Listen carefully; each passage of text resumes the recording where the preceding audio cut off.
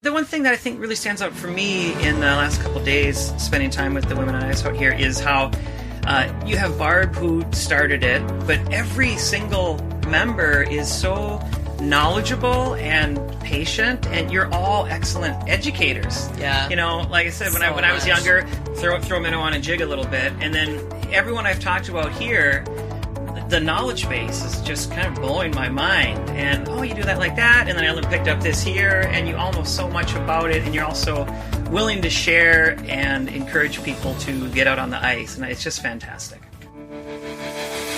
Welcome to the Woman Angler and Adventurer podcast, inspiring real women with a passion for fishing and the outdoors to go get their adventure on.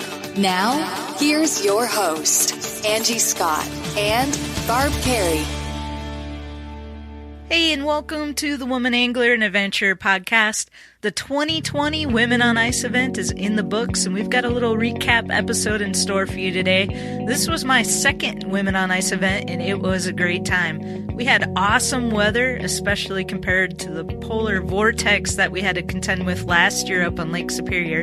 The temps were in the 20s and 30s, and that was indeed a welcome change, especially for this Tennessean. However, this year I was decked out in my Clam ice armor float suit and Sub-Zero boots, so I think I would have been just fine either way.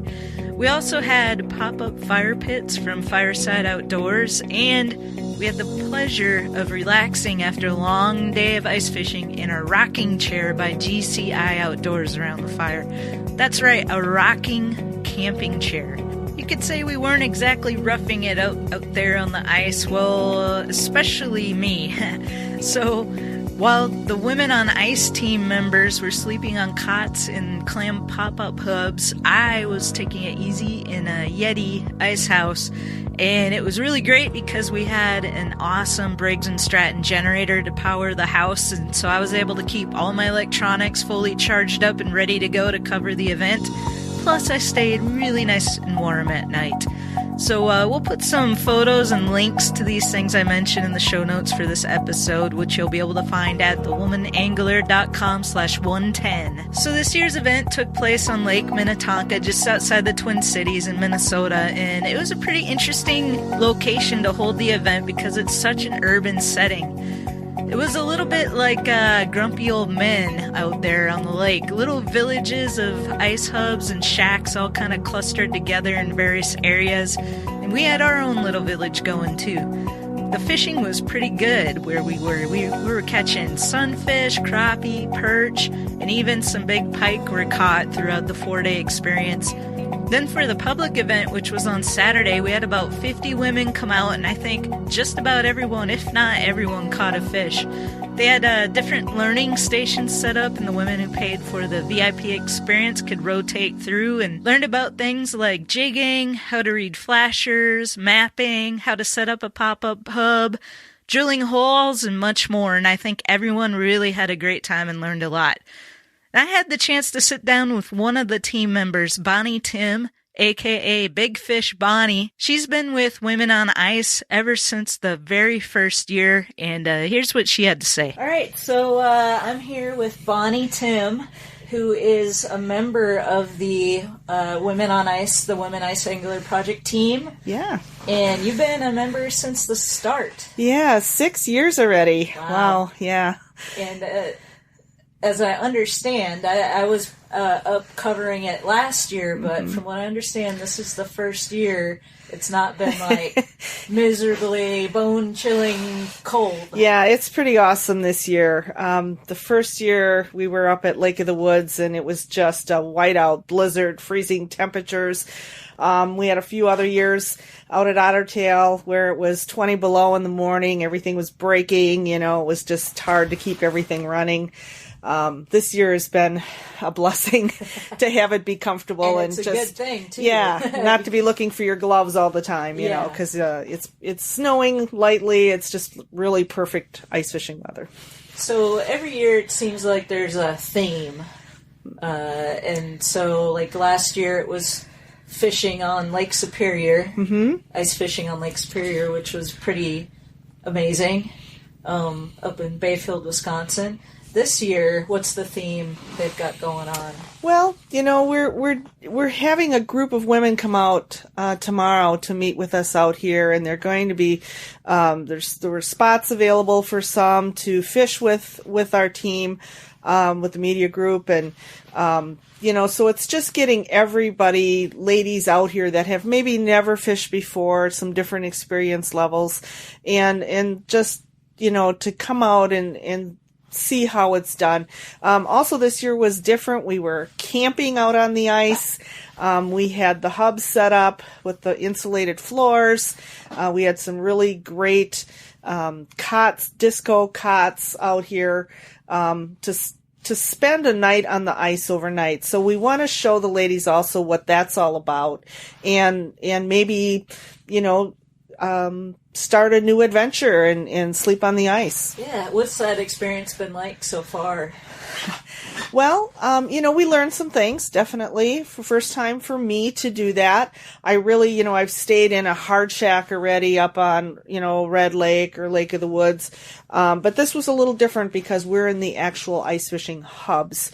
And so, you learn what you need to have in there and what you really don't need. But, basically a good heat source and have layers, and it was great. It was an adventure. So you're using big buddy heaters, right? Right. So all of us in the hubs had buddy heaters, and of course, if you're going to heat one of those hubs out on the ice, safety is number one. So you want to make sure that you have a good heater, one that, that if your oxygen levels get low, your CO2 is going to build up. You want to make sure that you have a heater that will shut off if there's not enough oxygen, which the buddy heaters will do. Also, the hubs have ventilation in the ceilings and the sides. You want to make sure you have those open to let the air flow. And also just have a CO2 monitor in them as well. Yeah. Well, so tomorrow you mentioned, the people who signed up for the public event have an opportunity to learn some things. What is it you're going to be teaching or... Well, I'm going to be, we're kind of breaking into groups, and there's going to be different stations for the ladies to go to and learn different things. I'm going to be talking about jigging and different jigging techniques. We've got a really good panfish bite out here right now, so it's really fun catching those gills. Yeah, and you got to pull up a northern. Right, we set some tip-ups out today and had a couple flags, and my turn, I pulled up a pike, so that was great, yeah. Awesome. Well, we're really looking forward to the event tomorrow and the Saturday public event. Right, and, it's going to be a lot of fun. Tonight there's a meet and greet at a local restaurant, bar area, so that's going to be a lot of fun. It's going to be great. I know a lot of the ladies are excited to come out, and, like I said, this weather is just a blessing in that, we're not really fighting the elements out here. We're going to be able to have fun. Yeah. Awesome. Well, thanks so much for taking a little bit of time to kind of give us a little behind the scenes of what's going on. Yeah, thank you. Thanks for coming. So another really cool thing this year is that we had a couple people from the website 50 Campfires covering the event, doing Facebook Lives, getting lots of photos and video footage, and they even had a drone out on Saturday for the public event, which was really cool. So I took a few minutes to talk with the hosts, Clint and Kayak Jana. Hope you enjoy. Tell us a little bit about what you guys are doing out here. So 50 Campfires got its start 6 years ago with a post on our website about making hot dogs. Spiral cut hot dogs was our first post. We're a little bit different from other campsites out there in that we're talking to car campers specifically. We're not talking to people that are summiting Mount Everest and these sort of extreme outdoor activities. We're talking about the type of camping that pretty much everybody does. Most people camp about 100 miles away from their house, 100 feet away from the car or less. And that's really the audience that we're going for. So we focus a lot on family camping, a lot of recipes, things to do with the kids at the campsite, and things like that. And in the last, I'd say probably 4 years, we've started doing these press trips where 3 times a year, we go 4 times a year, 3 or 4 times a year. We go around the country and we visit different locations and try to do the same types of things that families would do if they were on vacation camping somewhere. So you're not at the campsite the whole time. Maybe go out and do a special hike or you do some sort of outing, everything from we went shark fishing one time to spotting alligators at midnight on the bayou when we were down in Louisiana. So, but always keeping it focused on things that any family could do of any ability is really what we're all about. All right. So have you done ice fishing before? We've not done ice fishing before. We haven't really covered that, and we're trying to do more winter activities. We traditionally have focused on just car camping, which is generally a summer activity. And, in the southern states, now is the right time for camping for them. But we learned that the hard way. We learned that the hard way, yeah. Camping in the bayou in the middle of summer. Too much. Yeah, we made the mistake of doing that in July one time, and it was brutal. It was like 3 a.m. in the tent, and it's still 105 degrees. And it's raising in temperature. Just beating off your forehead. But so we haven't. I've ice fished since I was a little kid, but we haven't really talked about that a whole lot. I think there's a lot of crossover between... I think your average outdoor family does all of these things, right? They camp, they fish in the summertime. A lot of them ice fish if they live far enough north in the country to do that. But that's why it's so exciting for us to team up with Women on Ice to be out here and to kind of see what you guys are doing, the community that you're building, to see how fast it's growing is so exciting for us. And when I say I ice fished growing up, it was kind of running out and popping a line in, and nothing like this. Nothing like this. You all are on a whole different level of expertise. Yep. So we've been out here shooting videos with you, and you've all been so kind and accommodating and patient that we're shooting these videos, and I'm learning so much just shooting these myself, because like I said, you're on a whole different level out here. It's unbelievable. Talk about a little bit about what they got going on out here. So it's a very camping themed event this year.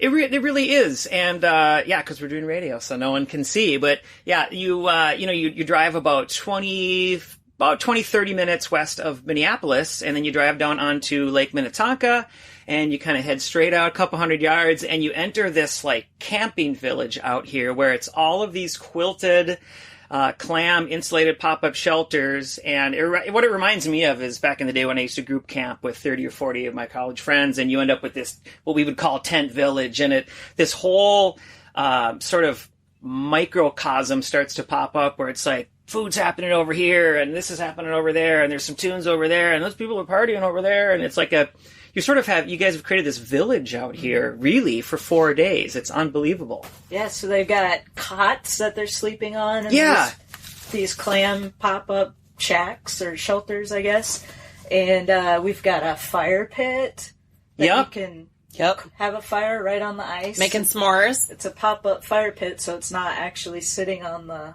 ice, which is awesome. They're amazing. And if you do any sort of outdoor winter activities like ice fishing, the Fireside Outdoors is the name of the company, and they're really, really cool. They're absolutely ideal for this type of... They weigh like 17 pounds. No, less than that. I think they weigh like 7 pounds. But they fold up in these little packages, and they're light, and they're awesome. And they even make an ultralight one, too, for backpacking. Yep.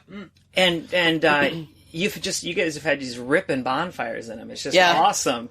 They work really well. But you were talking about the pop-up. The one that we were shooting in yesterday, I walked into it and I was like, this is like a little New York efficiency apartment in here. It's so nice in there. You have this kind of soft floor inside. The whole thing has this sort of kind of poly floor that Clam makes for those insulated ones. So that's strapped into all the sides. And then there's carpeting in front of the bunk bed cots in there. There's a little heater going, and you can literally just get down to like your jeans and flip-flops in there and fish all afternoon. It's amazing. Yeah, it's pretty cool. It's not your grandfather's ice fishing sitting on a bucket out in the middle of old drafty thing built from plywood. That's no, it's next level. And the fact, like, you hang out in there for a little bit and you immediately forget that you're in a portable was my experience. Right. I'm like, this feels like this could be here all year. This is fantastic. Yeah. And then we did something really cool today. We have a pizza oven. Yep. From Camp Chef. Yep. And we were literally out on the ice baking a pizza. It was awesome. And a random stray dog came over to eat the pizza. Yeah, exactly. Yeah, little golden. Totally. And in my experience with when I've in the past camping or ice fishing with buddies, food isn't really, it's like an afterthought. It's like beef jerky. Which is, it's like nuts. Beef jerky and a few bagels and some peanuts, and that's about it. But it is the feast that you've been putting out together out here are extraordinary. It really heightens the Soups experience. And chili and pizza and people rallying on meals. Burritos. And, so the community aspect of dining together, you're maintaining that out here on the ice in the middle of nowhere. Which is awesome. Yeah, and we've been catching fish too. Yeah. Which is a plus. Not to forget about that part. Yeah, exactly. Were you the one that pulled that pike in on the first day? I didn't. No, I was there. I was watching it. Because that one was pretty decent. That's a big, that picture was pretty solid. It was like 4-pound mono too that she caught it on. We can put a picture of that on our website so people can check that out. But yeah, it was a good sized pike. I think Ricky pulled that up. Yeah. So, and then tonight we have a meet and greet going on at this local restaurant bar area. It's going to be super fun. We've got some women who signed up for kind of a VIP experience, and they're coming back out on Saturday, and there's going to be different stations, so they're going to be learning from all the different experienced ice anglers on the Woman Ice Angler Project team. Yeah. So that's going to be exciting, and you guys are going to be back out here tomorrow. For that. So. Yeah. And the one thing that I think really stands out for me in the last couple of days spending time with the women on ice out here is how you have Barb who started it, but every single member is so knowledgeable and patient, and you're all excellent educators. Yeah. Like I said, when I was younger, throw minnow on and jig a little bit, and then everyone I've talked about here, the knowledge base is just kind of blowing my mind. And, you do that like that. And then I picked up this here, and you all know so much about it. And you're also willing to share and encourage people to get out on the ice. And it's just fantastic. Oh, awesome. Yeah. All these ladies that are part of the team, they all have their own kind of special forte too. Yep. So it's going to be really cool on Saturday, the public event with the ladies. I get to go through and work one-on-one with them and different. That's awesome. I was enthralled with the scout sled when I got out here on Thursday, and the Shelley, right? Yeah, she's amazing. And maybe more people do handle that role a little bit, but she seems like that's kind of her jam. Oh yeah. And she's walking through. She's got this snowmobile, and it's got the electric ice augers on the front, and the poles are on the side. But then she has the Lowrance like radar, good size screen right on the snowmobile, so she can just take off ripping across the lake, see what the depth is everywhere she goes, pulls over, pops hole, throws the AquaView camera down, see if there's weeds on the bottom, see if it's rocks, see what you're looking at, and that's just a whole level of expertise that I was never exposed to as a kid, ever. It's mind-blowing to me. Yep, you just kind of blindly drill a hole and hope for the best. And you hope for the best. Jig for 12 hours and... Yep. Or give up after an hour like we usually. We're like, there's nothing here. Go back home. But you all know exactly what you're doing out here. It's been a lot of fun. I'm looking forward to tomorrow as well, when some more people are going to be out. And you're going to be doing some clinics and that kind of thing tomorrow, I think. Yep. The several different stations, like I said, and people can go around and learn something different at each station. So it's going to be a good experience. And maybe we'll get some drone footage of the whole compound with all the shacks. And we're bringing our drone out tomorrow, so good deal. Yeah, I'm excited about that. Yeah, that's going to be really cool. Well, we sure appreciate you being a part of this event. We love it. And thank you so much for having us out. It's been a blast, and hopefully if we left a good impression, we can come back next year and hang out again. Awesome. We'd love it. Great. Thank you so much. All right. All right, I hope you like that. Definitely go check out 50campfires.com. That's 50campfires.com. And stay tuned for a future episode where we had a chance to sit down and talk with Kayak Jana a little more in depth about her own personal adventures. So we hope you're subscribed to the show on Apple Podcasts. And if you get a chance, leave us a quick rating and review. We love seeing this, what keeps the show going. We just had a really cool one from Shelly, the scout they were just talking about on the snowmobile. She said, inspiration, listening to these podcasts is like chicken soup for the soul. Every dang story is so inspiring. Great job, gals. Love this. thank you, Shelly. We really appreciate that, and for you taking the time to do that. That's all we got for this Women on Ice recap episode. Hope you enjoyed. Stay tuned for 5 Minute Fridays, and we'll see you soon.